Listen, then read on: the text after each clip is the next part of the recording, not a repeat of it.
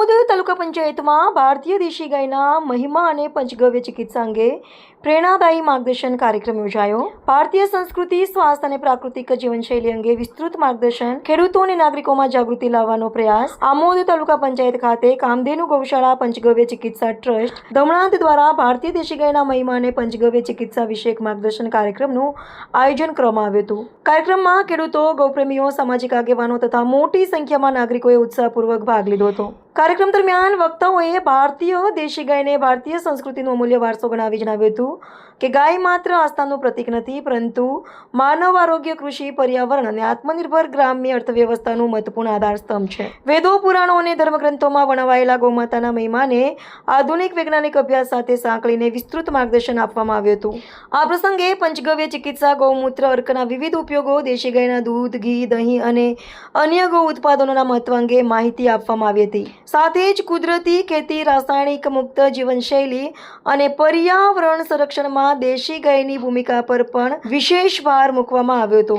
વક્તાઓએ જણાવ્યું હતું કે ભારતીય દેશી ગાયનું સંવર્ધન માત્ર ધાર્મિક ભાવનાનો વિષય નથી, પરંતુ આગામી પેઢીને સ્વસ્થ જીવન, સુરક્ષિત કૃષિ અને સ્વાવલંબી સમાજ તરફ દોરી જતું મહત્વપૂર્ણ રાષ્ટ્રીય કાર્ય છે। તેથી દરેક પરિવારે ગૌ સંવર્ધન, ગૌ સેવા અને ગૌ ઉત્પાદનોના ઉપયોગ પ્રત્યે જાગૃત બનવાની જરૂરિયાત વ્યક્ત કરવામાં આવી હતી।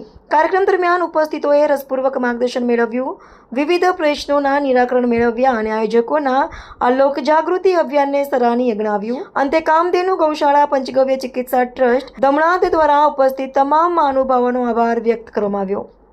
નમસ્કાર, આજે પ્રાકૃતિક કૃષિ સ્ટોલનું ઓપનિંગ કરીએ છીએ।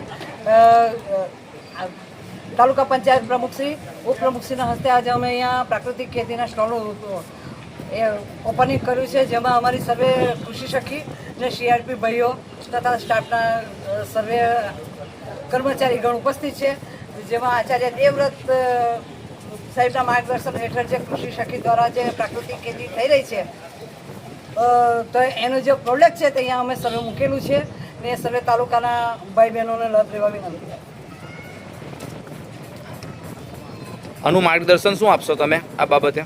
આનું માર્ગદર્શન એ છે કે જે અત્યારે કેમિકલયુક્ત જે ખેતી થઈ રહી છે એના દ્વારા અનેક રોગો ઉત્પન્ન થઈ રહ્યા છે, તે એની અંદર એના સંદર્ભમાં અત્યારે એક આ જીવામૃત તરીકે કે જેને કહેવાય કે પ્રાકૃતિક ખેતી એટલે વગર કેમિકલ દ્વારા ગાયના પેશાબ ને ગાયના છાણથી જે દવા બને છે ને એનાથી જે આ ખેતી થઈ રહી છે, તો શરીર માટે આ 100% શુદ્ધ છે, તો એટલા માટે આનું એક લાભ લેવા વિનંતી।